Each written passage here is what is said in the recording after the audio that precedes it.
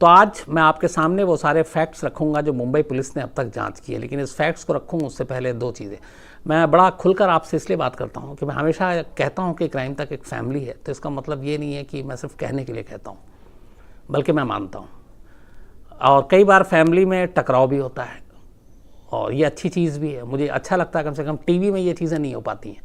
मैं आता हूँ, जो शो करता हूँ, चला जाता हूँ, वन वे कम्युनिकेशन है। यहाँ पे कम से कम मैं कुछ कहता हूँ, अगर गलत है तो आप मुझे सुधारते हैं, आपको सही नहीं लगता तो आप नाराज़ होते हैं, गुस्सा भी जताते हैं।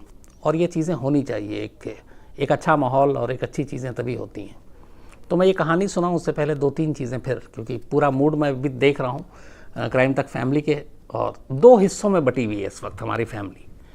एक फैमिली जो है वो ये मानती है कि इस मौत के पीछे में कोई ऐसा फाउल प्ले नहीं है और ये एक सिंपल सुसाइड है। ये एक हमारी क्राइम तक फैमिली में ही बहुत सारे ऐसे लोग हैं जो ये मानते हैं कि नहीं, ये कत्ल है, मर्डर है, इसके पीछे एक साजिश है जिसकी जांच सीबीआई को होनी चाहिए।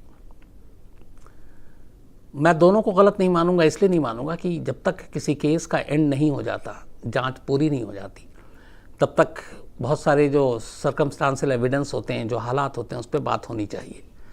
मैं इसलिए कह रहा हूँ कि दो हिस्सों में बटी हुई, क्योंकि मैं आप में से बहुत सारे लोग हैं, जैसे कोई भी ले लें हमारी टीम के, वो अगर मुझे मेल करते हैं तो मैं उनका मेल सिर्फ मैं पढ़ रहा हूँ या वो उन्होंने भेजा वो जानते हैं। तो मेरे पास आप में से दोनों तरह के लोगों के मेल आते हैं और हर एक की राय भी पता चल रही है। कुछ लोग नाराज़ भी हैं, कुछ कहते हैं कि नहीं, इसमें कोई फाउल प्ले नहीं है। इसमें बहुत सारे हमारे पुलिस के हैं जो काम कर रहे हैं, उनके भी मेल हैं। कुछ एक्स पुलिस वाले हैं, कुछ डॉक्टर हैं, कुछ एक्सपर्ट्स हैं, कुछ ऐसे हैं जो अभी यूपीएससी की तैयारी कर रहे हैं, कुछ मेडिकल की तैयारी कर रहे हैं, उन सब के भी मेल है। और सभी की जो राय है वो मिली जुली है इन्हीं दो चीज़ों पे है कि ये एक का कहना है कि कत्ल है, एक का कहना है कि खुदकुशी है। तो मैं इसलिए बातें कर रहा हूँ कि मैं जो भी आपके सामने फैक्ट्स रखूँगा, मेरी कोशिश ये होती है, एक तो फैसला ना सुनाऊँ, सुनाना भी नहीं चाहिए, अगर कभी सुनाया हो तो मैं गलत है, उसके लिए माफ़ी मांगता हूँ। दूसरा ये कि जो फैक्ट्स आपके सामने रखते हैं तो वो फैक्ट्स सही हो और सही सोर्सेज से आए। तो आज की जो कहानी के फैक्ट्स हैं पूरी, मैं उस पर कोई उसमें मेरी कोई राय नहीं होगी, क्योंकि मैं क्राइम रिपोर्टर हूँ। मेरा काम है कि जो चीज़ें मुझ तक पहुँची हैं, जहाँ तक मैं पहुँच सका हूँ, वो आपके साथ शेयर करूँ। बाकी आप लोगों का काम है उसके ऊपर अपने अपने फैसले बनाने। लेकिन हाँ, एक रिक्वेस्ट भी है कि कई बार कई चीज़ों का अंत नहीं होता, इसलिए कि अगर मान लीजिए कुछ फैक्ट्स हमारे हिसाब से नहीं आए तो फिर हम लोग ये कहते हैं यार ये पुलिस बिकी हुई है, मीडिया बिका हुआ है, तो वो फिर सारी चीज़, क्योंकि हम इंसानों में एक कमज़ोरी है कि हम वही सुनना चाहते हैं जो हमें अच्छा लगता है, हमारे कानों को अच्छा लगता है, हमारे हिसाब से हो। और अगर हमारे हिसाब से अच्छा नहीं है, हम वो सुनना नहीं चाहते हैं, तो फिर हम उसमें बहुत सारी चीज़ें निकालने लगते हैं, नुक्स निकालने लगते हैं, बुराइयां निकालने लगते हैं, फिर एक राय बनाने लगते हैं। तो मैं इसलिए ये सारी चीज़ें कह रहा हूँ। मुझे मालूम है आप लोग बहुत होशियार हैं, ज़हीन हैं, दुनिया भर से क्राइम सुनते हैं, क्राइम तक की कहानी।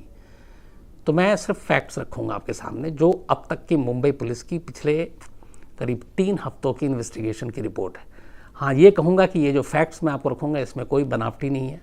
जो एक्चुअल अब तक की इन्वेस्टिगेशन है, जो कागजात हैं पुलिस के, उसके बिना पर ये फैक्ट्स आपके सामने रखता हूँ। पुलिस ने अब तक करीब 30 लोगों से पूछताछ की और अलग अलग लोगों से अभी भी पूछताछ हो रही है। अलग अलग टीमें भी बनाई गई हैं। एक फिल्म इंडस्ट्री में सुशांत सिंह की फिल्मों को लेकर क्या कोई इशू था, उस पर जांच हो रही है। नेपोटिज्म को लेकर इशू है, उस पर जांच हो रही है। एक जो उनके पर्सनल रिलेशन और आसपास के सर्किल रिलेटिव हैं, उनसे पूछताछ हो रही है।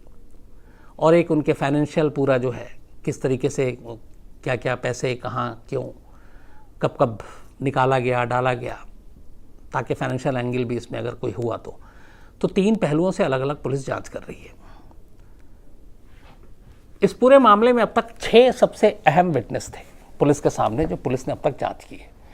इन 6 में से 4 तो वो हैं जो 14 जून की रात, 14 जून की सुबह और 14 जून की दोपहर सुशांत सिंह के घर में थे, उनके आसपास थे, आखिरी के 2-3 घंटों को छोड़कर जब दरवाज़ा बंद था। 2 रसोइया, एक हाउसकीपिंग जो सारी चीज़ें देखा करता था, और एक उनका दोस्त। तो ये 4 लोग थे। 5वीं इनमें जो सबसे अहम गवाह हैं वो सुशांत सिंह की बहन जो मुंबई में रहती हैं, और 6ठा वो ताला बनाने वाला जो दरवाज़ा बंद था और जिसकी डुप्लीकेट चाबी बनाने के लिए आया था। तो पुलिस ने जितने 30 लोगों के करीब अब तक जो बयान दर्ज किए हैं, उनमें से सबसे पुलिस के लिए इंपॉर्टेंट थे ये 6 लोग, इसलिए कि 6 वो लोग थे जिन्होंने सबसे पहले सुशांत सिंह की लाश देखी, और ये वो 6 लोग थे जो उस वक्त उस घर में मौजूद थे। तो इनके जरिए पुलिस ने हर एक चीज, सीन ऑफ क्राइम, सबको समझने की कोशिश की, और इनसे अलग अलग पूछताछ हुई, एक साथ बिठाकर नहीं बल्कि अलग अलग, और एक ही सवाल को कई कई बार घुमा फिराकर पूछा गया। यह पुलिस का तरीका होता है। पुलिस का कहना है कि इन 6 के 6 लोगों ने रात से लेकर आखिरी रात जो थी और दरवाज़ा खुलने तक जो कहानी सुनाई, उनमें एक दूसरे को कोई काट नहीं रहा था, लगभग एक ही जैसे बयान थे। 4 तो चलिए उस घर में थे, समझ में आई, लेकिन उनकी सिस्टर का भी जो बयान था जब वो घर पहुंचती हैं वहाँ पे 12 साढ़े 12 के दरमियान, और उसके बाद जो कुछ होता है, और फिर कमरे के अंदर दरवाज़ा खोलते हुए, दरवाज़ा उससे पहले खोलने की कोशिश करते हुए, वो बयान और बाकी के जो बयान है वो मैच कर रहे थे। मतलब यहाँ पे इम्पोर्टेंट ये है कि जो पहले हुआ, लेकिन 12 के बाद जो सारे बयान थे वो बहन के और उनके बाकी जो घर में 4 लोग थे उनके मैच कर रहे थे। जो मैकेनिक था, जो ताला बनाने वाला जो आया था डुप्लीकेट चाबी से दरवाज़ा खोलने के लिए, उसने भी जो बयान दिए, उस दरवाज़ा खुलने से लेकर और अंदर के मंजर जो सीन थे वो भी लगभग एक थे। तो इसलिए ये बयान मैं बार बार ये कह रहा हूँ कि अगर कई बार होता है कि कोई अगर साजिश होती है तो पुलिस को ये पता चलता है कि ये लोग कुछ आपस में सेटिंग कर लेते हैं, तो इसलिए उनको घुमा फिरा के अलग अलग चीज़ें पूछी जाती ताकि कहीं पे कोई 1-2 गड़बड़ करे तो उसको पकड़ा जाए। तो यहाँ पे लेकिन ये दूसरा सवाल भी आ सकता है कि उन्होंने पहले से जो 4 है उन्होंने मिलकर प्लानिंग कर ली हो कि हमें ऐसे ही बोलना है, ऐसे ही चाबी वाले को बुलाना है, ऐसे ही सब कुछ दिखाना है। ये पॉसिबल है क्राइम में, बिल्कुल। बट यहाँ पे पुलिस आके एक चीज़ रुक जाती है कि फिर सुशांत सिंह की बहन भी मौजूद थी और उनसे भी जो बातचीत हुई है और जो उन्होंने देखा, जिस तरीके से सारी चीज़ें हुई हैं, उसके बयान में कुछ ऐसा शक पैदा करने वाली बात नहीं आई। तो पुलिस ख़ासतौर पे उनके सिस्टर के बयान को बहुत संजीदगी से लेती है और काफ़ी अहम मानती है। तो ये तो बयान की बात हो गई।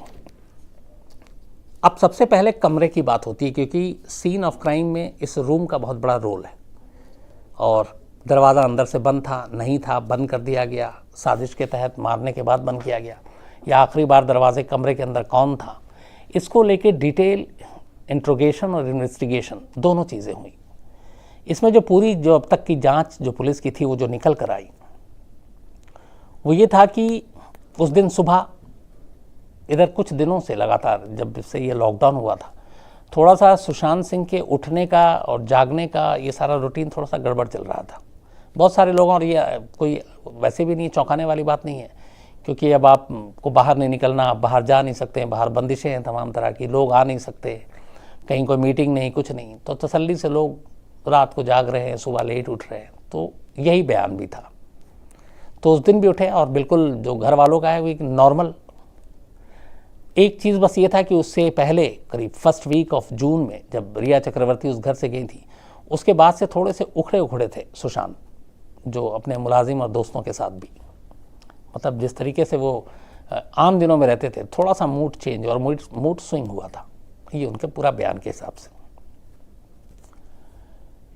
अब सबसे इंपॉर्टेंट है कि जब चाबी वाला आया और उसके बाद दरवाज़ा खुला और फिर क्या हुआ।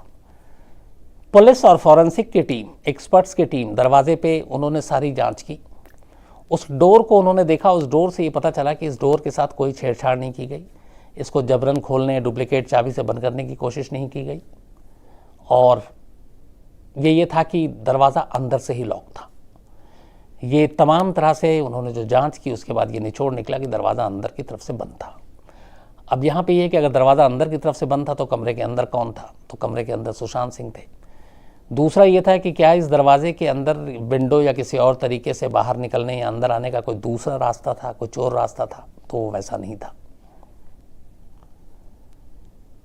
और जब ये दरवाज़ा खुला, उससे पहले करीब घर आने के बाद 5 से 7 मिनट तक सुशांत सिंह की बहन ने भी काफ़ी दरवाज़ा पीटा, आवाज़ दी, मोबाइल पे कॉल किया, लेकिन अंदर से कोई आवाज़ नहीं आई। इन लोगों ने दरवाजे में कान लगाकर भी सुनने की कोशिश की, कोई आवाज़ नहीं आई, और उसके बाद ही फिर इस चाबी वाले को बुलाया गया। जब दरवाज़ा खुला तो उस वक्त सुशांत के तीनों मुलाजिम, उनका दोस्त और वो चाबी वाला और सुशांत की बहन उस दरवाजे की दूसरी तरफ खड़ी हुई थी।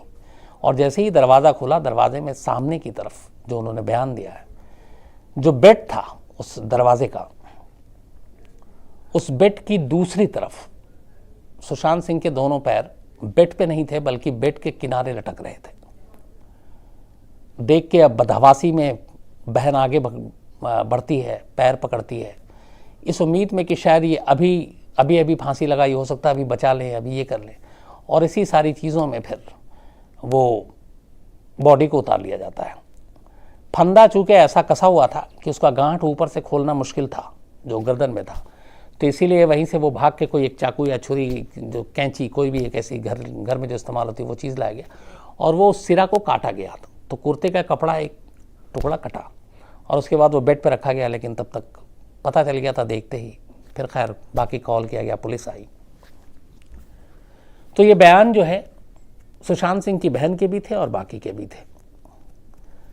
अब यहाँ पे पंखा, स्टूल और बेड, इसको लेके बहुत सारी चीज़ें आ रही हैं।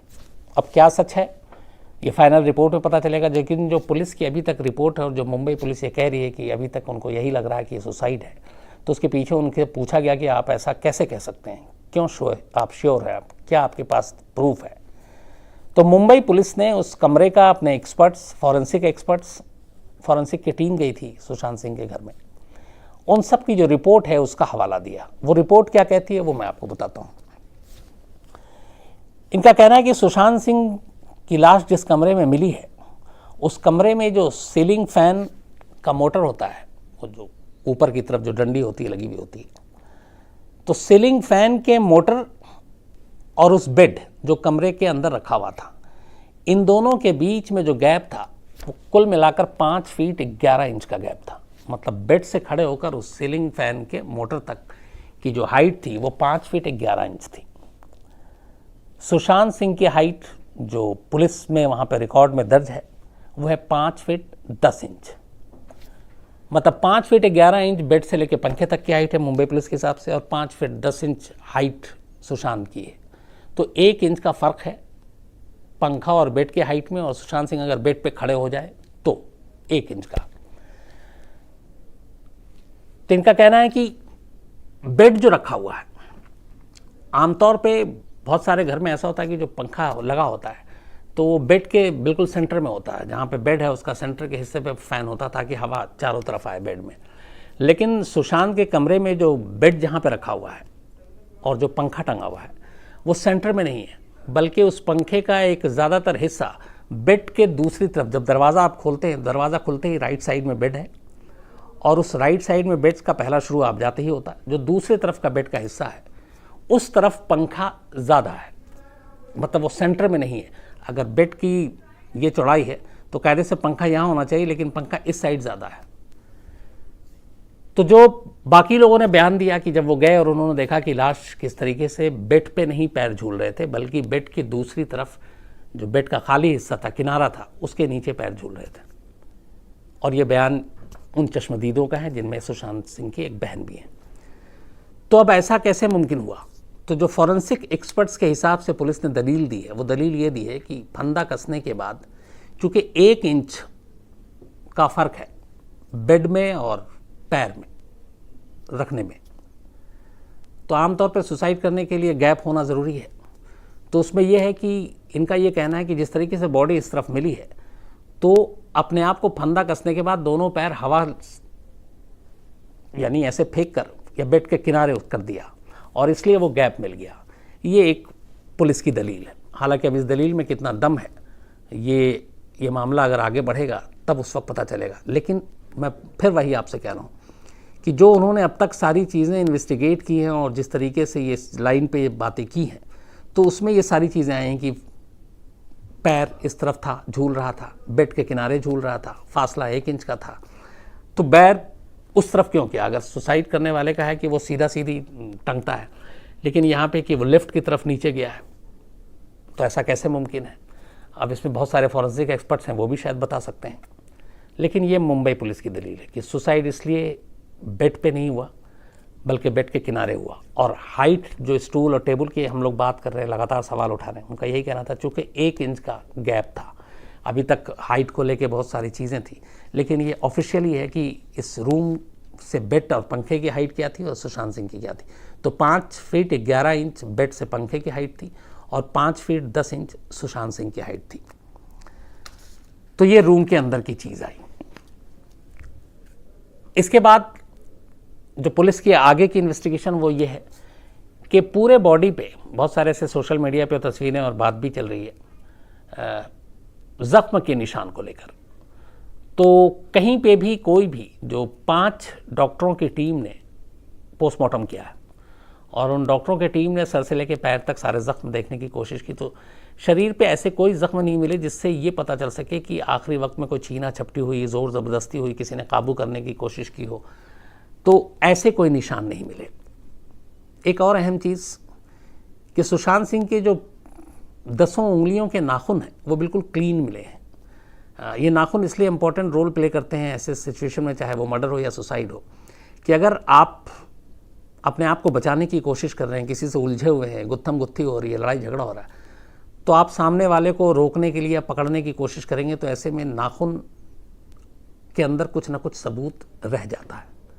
लेकिन 10 के 10 नेल्स सुशांत सिंह के बिल्कुल क्लीन थे, तो ऐसा उसमें से कोई भी एक हल्का सा भी सबूत नहीं मिला जिससे पता चले कि कोई जोर आजमाइश हुई हो आखिरी वक्त में। शॉर्ट और टी शर्ट पहने हुए थे सुशांत जब उनकी लाश मिली। कपड़ों का भी बहुत बड़ा रोल होता है। मुंबई पुलिस ने उन कपड़ों की जांच की, फॉरेंसिक एक्सपर्ट ने जांच की, और उन कपड़ों में से कहीं पे भी कोई उधड़ा हुआ हिस्सा नहीं मिला। उधड़ा हुआ मतलब ये कि कहीं से कटा फटा नुचा हुआ। आमतौर पे जब फिर वही है कि जब गुत्थम गुत्थी ऐसी चीज़ें होती हैं तो कहीं ना कहीं कपड़ों में भी नेल्स लगता है, नाखून से कपड़ा कहीं पे खरोच आ जाए, फट जाए, थोड़ा सा कुछ उधड़ जाए। बट वो बिल्कुल उस शॉर्ट और टी शर्ट दोनों एकदम नीट एंड क्लीन, और कहीं पे भी कोई ज़रा सा भी ऐसी चीज़ नहीं थी जिससे ये लगे कि कुछ बचाने की या बचने की कोशिश की गई हो या कोई ज़बरदस्ती हावी होने की कोशिश कर रहा है। इसके अलावा जो पोस्टमार्टम करते हैं डॉक्टर, उनके बयान, 5 डॉक्टरों ने पोस्टमार्टम किया और इन 5 डॉक्टरों की पोस्टमार्टम रिपोर्ट को लेकर एक ही राय थी। तो ये राय अपने आप में बहुत इंपॉर्टेंट है। लेकिन इन डॉक्टरों के पोस्टमार्टम पे भी मैं आपको एक चीज़ बताऊंगा, बट उससे पहले कि ये जानना ज़रूरी है कि जो 5 डॉक्टरों के पैनल ने किया, ऑन कैमरा पोस्टमार्टम हुआ है, मतलब कैमरे में रिकॉर्ड है ये, और इनकी राय 5 की एक है। अब ये सारी कहानी बता दी आपको मैंने। उसमें ये भी है कि लाश झूलती हुई देखी, 6 चश्मदीद थे, बयान उनके एक जैसे थे, कोई इंजरी मार्क नहीं, कपड़े पे भी कोई मार्क नहीं, नाखून क्लीन, सब कुछ एकदम क्लियर, और पुलिस का ये कहना कि ये सुसाइड का केस। एक सवाल अब यहाँ पे खड़ा होता है, और ये सवाल बहुत सारे लोगों का है, आप में से ही बहुत सारे लोगों ने भेजे, इसीलिए मैंने इसको पता करवाने की कोशिश की कि इसका जवाब ढूंढा जाए। ये भी तो मुमकिन है कि सुशांत सिंह की मौत से पहले उन्हें जैसे जूस पिया, उस जूस में कोई बेहोशी की दवा मिला दे, या कोई ऐसी खाने पीने की चीज़ हो जिसमें कुछ भी बेहोशी की दवा मिला दे, और ऐसा कर दिया गया हो 14 जून की सुबह, और उसके बाद सुशांत सिंह बेहोश हो गए। अब जो भी कातिल है वो क्या करता है कि उस बेहोश सुशांत सिंह को उठाता है, गले में फंदा कसता है, एक सिरा पंखे में बांधता है, और बेहोश सुशांत सिंह को फांसी के फंदे पर झूलते हुए छोड़ देता है। ये मुमकिन है। तो ये क्यों नहीं हो सकता? और ये सवाल सभी के हैं, क्योंकि ऐसी सिचुएशन में भी, ऐसी हालत में भी कहीं पे शरीर पे आपके कोई चोट के निशान नहीं होंगे, क्योंकि बेहोश आदमी हाथापाई तो करेगा नहीं, बेहोश आदमी गुत्थम गुत्ती भी नहीं करेगा, बेहोश आदमी उलझेगा भी नहीं। तो क्या ये मुमकिन नहीं है कि सुशांत सिंह को बेहोशी की हालत में बेहोशी की दवा दी गई, और सुशांत सिंह ठीक ठाक कसरत करने वाले शख्स, तो वो 1-2 से तो आप मतलब निपट ही सकते थे, तो उनको आसानी से काबू भी नहीं पाया जा सकता, तो एक ही सूरत में पाया जा सकता था कि वो बेहोश हों। तो क्या ये मुमकिन नहीं है कि सुशांत सिंह को कोई चीज़, नशीली चीज़ या जहरीली चीज़ दे दी गई, वो बेहोश हो गए, और उसके बाद मारने की बजाय उन्हें सुसाइड लगे, इसलिए दिखाने के लिए गले में फंदा कसा गया उसी कुर्ते का, और फिर टांग दिया गया, और सुशांत सिंह की मौत हो गई। तो इससे क्या हुआ कि ना कपड़े पे कोई सबूत आया, ना हाथ पैर पे आया, ना नाखून पे आया, और क्लियर कट सारी चीज़ें हो गई। ये मुमकिन है, बिल्कुल है, ऐसा हो सकता है। यही सवाल मुंबई पुलिस से था, और यही सवाल इन 5 पोस्टमार्टम करने वाले डॉक्टरों में से एक डॉक्टर से था। उनका जवाब आया, उनका जवाब ये था कि एक आदमी जिसको मौत से पहले, मरने से पहले अगर किसी तरह का कोई रसायन दिया गया, बेहोशी की दवा दी गई, कोई भी केमिकल जो हम खाने पीने की चीज़ों को छोड़कर ऐसी चीज़ दी गई हो, खासतौर पे बेहोशी की दवा, जहर, कोई जहरीला पदार्थ, तो वो पकड़ में आ जाएगा और दो जगह पे पकड़ में आएगा। पहला पोस्टमार्टम करते हुए शुरुआती जांच में ही आ जाएगी और दूसरा विसरा रिपोर्ट में आ जाएगी। कैसे आती है? अगर किसी ने किसी को मरने से पहले, वो जिंदा है और उसको बेहोशी की दवा दे दी और उसने पी लिया, जैसे इसी केस में हम मान के चलते हैं कि सुशांत सिंह को बेहोशी की दवा दी गई और बेहोशी की हालत में फिर फांसी के फंदे पे लटका दिया गया एक साजिश के तहत। तो अगर ऐसा हुआ तो डॉक्टर साहब का जो जवाब है, जो पोस्टमार्टम किया है, उनका ये है कि ऐसी सूरत में दो चीज़ें होंगी। पहली ये कि अगर उसे कोई इस तरीके की दवा दी गई है, केमिकल दिया गया है, बेहोशी की दवा दी गई है, कोई जहरीला पदार्थ दिया गया है, तो उसके शरीर का रंग थोड़ा सा बदलेगा खास जगहों पर और वो पोस्टमार्टम करते हुए पकड़ में आ जाता है। दूसरा, ऐसी चीज़ जिसे दी जाती है, पोस्टमार्टम करते वक्त उसके लाश से एक ख़ास किस्म की गंध आती है, एक ख़ास किस्म की बू आती है। इनका कहना है कि ये दोनों चीज़ें सुशांत सिंह के पोस्टमार्टम के दौरान सामने नहीं आई। और तीसरी चीज़ भी होती है, वो ये होती है कि आपके कई जो ऑर्गन हैं वो बता देते हैं कि मरने से पहले क्या कोई बेहोशी की दवा दी गई थी या कुछ और इस तरीके का केमिकल, रसायन या जहरीला पदार्थ दिया गया था। ऑर्गन चेंज हो जाता है और ये विज्ञान, साइंस, जो पोस्टमार्टम, ये सारी चीज़ें जो हैं वो बहुत बेसिक हैं उनके लिए सारी। तो अगर ऐसी चीज़ें किसी ने साजिश के तहत मरने से पहले दी है, चाहे जहर दी, बेहोशी की दवा दी या कुछ और दिया, कोई रसायन दिया, तो पहला पोस्टमार्टम टेबल पे पता चल जाता है थोड़ा सा, लेकिन वो पूरी तरह से कंफर्म नहीं होता। लेकिन उसके बाद एक विसरा रिपोर्ट आती है जो बिल्कुल क्लियर कर देती है। विसरा असल में पेट में एक थैली है जहाँ पे हम जो भी खाते पीते हैं वहाँ वो जाकर जमा हो जाता है। तो आमतौर पे जो भी पॉइजनस के केस होते हैं, जहर से जुड़ी हुई चीज़ें होती हैं या दवा से जुड़ी हुई चीज़ें होती हैं, उसमें विसरा की जांच ज़रूर होती है। सुशांत सिंह की भी विसरा की जांच रिपोर्ट अभी आनी है, जांच के लिए भेजी गई है और इसमें कम से कम 1 महीने का वक्त लगता है, 3 हफ्ते से 4 हफ्ते। और ये वक्त इसलिए लेता है क्योंकि विसरा को एक ख़ास, बल्कि एक या कई ख़ास केमिकल के अंदर रखा जाता है और एक ख़ास मुद्दत के लिए रखा जाता है, तभी वो फिर अपनी एक तरह से वो फाइनल उसकी रिपोर्ट उसी से निकलती है। एग्जैक्ट डिटेल में ये है कि 1 महीने या 3 हफ्ते तक उसको किसी ख़ास केमिकल में डुबो कर या उस केमिकल के साथ मिलाकर उसे रखा जाता है और तब जाकर उसकी असली रिपोर्ट सामने आती है। इसी वजह से विसरा हमेशा करीब 3 से 4 हफ्ते का वक्त लेता है। तो अगर ऐसी कोई चीज़ दी गई है तो वो रिपोर्ट से पता चल जाएगा। इस रिपोर्ट का भी इंतज़ार है और ये रिपोर्ट शायद इसी महीने के 2nd या 3rd वीक में आ जाएगी। पुलिस का कहना है कि अब तक की सारी जांच में इशारा दूसरी तरफ है और वो रिपोर्ट तैयार है, लेकिन पुलिस अब भी उसके बावजूद फाइनल रिपोर्ट नहीं दे रही है और उसकी वजह यही है, उसका कहना है कि एक बार विसरा रिपोर्ट आ जाए। हालांकि जो शुरुआती पोस्टमार्टम रिपोर्ट है वो थोड़ा सा इशारा कर रही है कि विसरा रिपोर्ट क्या आएगी, लेकिन जब तक विसरा रिपोर्ट नहीं आ जाए, क्योंकि विसरा रिपोर्ट से पूरी कहानी पलट सकती है। अगर विसरा रिपोर्ट में कोई बेहोशी की दवा या ऐसी चीज़ निकल आई, मान लीजिए, तभी विसरा की जांच होती है, तो फिर ये पूरा केस, वही जो मैंने शुरू में कहा कि हमारी क्राइम तक की फैमिली भी 2 खेमे में बटी हुई है कि एक सुसाइड है और एक कत्ल है, तो ये मान के चलिए कि फिर ये खुदकुशी का मामला कहीं और चला जाएगा, कत्ल की तरफ चला जाएगा। ये डिपेंड करता है विसरा रिपोर्ट पर। लेकिन अभी तक की जो सारी गवाहियाँ हैं, जो सारे सबूत हैं, जो सारी शुरुआती रिपोर्ट्स हैं, वो पुलिस, मुंबई पुलिस की थ्योरी यही है कि ये अभी उनको कत्ल की गुंजाइश इसमें कम नज़र आती है। एक सबसे अहम चीज़, जो डॉक्टर डिप्रेशन का इलाज कर रहे थे सुशांत सिंह के, उनके बारे में बीच में खबर आई थी, उनसे मुंबई पुलिस ने पूछताछ की, बहुत कुछ बताया, लेकिन एक्चुअली वो कोई और थे। अभी तक जो असली डॉक्टर हैं, जिनका 7 महीने से जो इलाज कर रहे थे, उनकी मुंबई पुलिस से कोई पूछताछ नहीं हुई और उनकी अभी गवाही होनी बाकी है और वो बड़ा इम्पोर्टेंट गवाही होगी।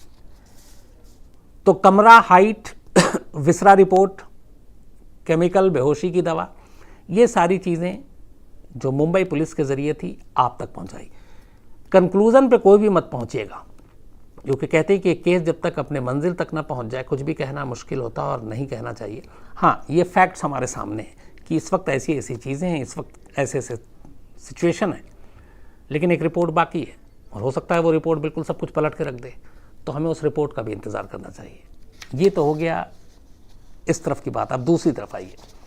मैंने आपसे कहा था कि ये जो सुशांत सिंह की मौत को लेकर सारे सवाल उठे और नेपोटिज्म की बात आई, सबसे ज़्यादा उंगली उठी थी यशराज फिल्म्स पे, करण जौहर पे भी उठी थी, सलमान खान पे भी उठी थी लेकिन यशराज फिल्म से इसलिए क्योंकि सुशांत सिंह राजपूत के करियर की शुरुआत ही यशराज फिल्म से हुई थी, शुद्ध देसी रोमांस जो उनकी पहली फिल्म थी। टीवी के बाद यशराज फिल्म्स के एक जो उनके वो लोग होते हैं जो टैलेंट को देखते हैं, उनकी एक नज़र पड़ी सुशांत पे। सुशांत को मिलवाया यशराज के मालिक आदित्य चोपड़ा से, फिर डील हुई, 3 फिल्मों के लिए कॉन्ट्रैक्ट साइन हुआ सुशांत सिंह का। ये बात है 2012-13 की, और इन 3 फिल्मों के लिए यशराज बैनर की फिल्म के लिए सुशांत सिंह ने कॉन्ट्रैक्ट साइन किया। शर्त ये थी कि पहली फिल्म जो होगी उसके लिए सुशांत को उनका मेहनताना, उनका फीस वो 30 लाख रुपए मिलेगा। अगर वो फिल्म हिट हो जाती है, ये भी कॉन्ट्रैक्ट का हिस्सा है, क्योंकि ये कॉन्ट्रैक्ट की कॉपी अब पुलिस के पास है और पुलिस से फिर हम लोगों के पास है। तो 3 फिल्मों के लिए कॉन्ट्रैक्ट हुआ। पहले फिल्म के लिए कहा गया, उस वक्त फिल्म और फिल्म का नाम कुछ फाइनल नहीं था, लेकिन फिर सुशांत सिंह को सामने रखकर वो फिल्म लिखी गई, बनी। तो उसके लिए सुशांत की जो फीस थी पहली उनकी फिल्म के लिए, वो 30 लाख रुपए थी, और ये पैसे उन्हें मिले थे शुद्ध देसी रोमांस के लिए।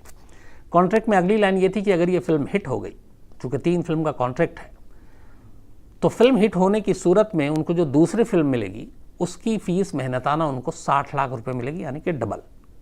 क्योंकि 3 फिल्म का कॉन्ट्रैक्ट है, 3 फिल्म करनी है, अगर नहीं है तो फिर ये हो सकता है कि 30 लाख में करना पड़ेगा। तो पहली फिल्म के बाद अगर वो फिल्म हिट हो गई तो दूसरी फिल्म की फ़ीस 60 लाख होगी 30 से, और अगर दूसरी फिल्म भी हिट हो गई तो फिर तीसरी फिल्म के लिए उन्हें सीधे 1 करोड़ रुपए मिलेंगे। ये कॉन्ट्रैक्ट में यशराज के साथ सुशांत सिंह की डील हुई थी। पहली फिल्म आई शुद्ध देसी रोमांस, और ये फिल्म अच्छा खासा इसने कमाई की। हाँ, इस कॉन्ट्रैक्ट में एक और लाइन ये भी थी, और वो अजीब लाइन है कि फिल्म हिट है या फ्लॉप है, इसका फैसला कोई और नहीं करेगा, या सुशांत सिंह भी नहीं करेंगे, इसका फैसला यशराज फिल्म से ही करेगा। मतलब जो उसके प्रोड्यूसर हैं आदित्य चोपड़ा करेंगे। अब ये सुन के मुझे भी थोड़ा सा ये लग रहा कि मान लीजिए कि फिल्म हिट भी हो गई और मैं कहूँ नहीं यार, जितना मैंने सोचा था आप ये तो 100 ही करोड़ में 1000 करोड़ सोचा, तो फिर उस हिसाब से तो जो पैसा है कि फ़ीस बढ़ेगी, हिट पे 30 का 60 होगा, 60 का 1 करोड़ होगा, तो हम दे भी नहीं सकते, क्योंकि मैं ही तय करूँगा कि हिट हुई है फिल्म या फ्लॉप हुई है। लेकिन ये कॉन्ट्रैक्ट का हिस्सा था कि फिल्म के हिट होने या फ्लॉप होने का डिसीजन यशराज फिल्म का आखिरी होगा। तो पहले फिल्म हिट हुई। दूसरी फिल्म जो सुशांत ने की वो डिटेक्टिव व्योमकेश बख्शी। अब इसके लिए कायदे से सुशांत सिंह को 60 लाख रुपए मिलने चाहिए थे, लेकिन जो कॉन्ट्रैक्ट पुलिस को सौंपा गया उसमें यह है कि इसके लिए, और ये फिल्म बहुत अच्छी फिल्म भी बनी थी, दिवाकर बनर्जी शायद इसके डायरेक्टर थे, मैंने इसको देखी है, पूरे उस ज़माने की कोलकाता की तस्वीरें उतार दी इस फिल्म में। इस फिल्म के लिए सुशांत सिंह को 1 करोड़ रुपए मिले थे। 30 की जगह पे शर्त के हिसाब से 60 मिलने थे, लेकिन 1 करोड़ रुपए मिले थे।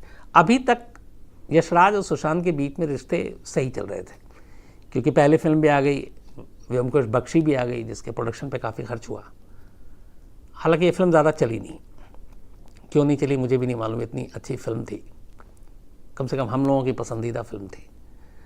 अब तीसरी फिल्म इस दौरान में कई हो सकती थी, पहली हो गई, दूसरी हो गई। अब इस दौरान में सुशांत की अदाकारी को देखते हुए बाहर के दूसरे प्रोडक्शन हाउस के लोगों ने लेना चाहा, जिसमें संजय लीला भंसाली हैं और भी कई लोग हैं, लेकिन 3 फिल्मों का कॉन्ट्रैक्ट था। कॉन्ट्रैक्ट यशराज फिल्म छोड़ना नहीं चाह रहा था, सुशांत को बाहर मौका नहीं मिल रहा था, और इस चक्कर में एक एक करके कई फिल्में जो हैं वो दूसरे हीरो को चली गई, जो उसी वक्त साथ आए थे लगभग फिल्मों में, जिनमें एक बड़ा नाम रणवीर सिंह का है। तो इस कॉन्ट्रैक्ट की वजह से कायदे से फ़ायदा कम हुआ, नुकसान ज़्यादा हो गया। अब लेकिन कॉन्ट्रैक्ट में 2 फिल्म बन चुकी थी, तीसरी बाकी थी, और तीसरी फिल्म जो थी वो बहुत ही महत्वाकांक्षी फिल्म थी, पानी। और उस पानी के डायरेक्टर भी थे शेखर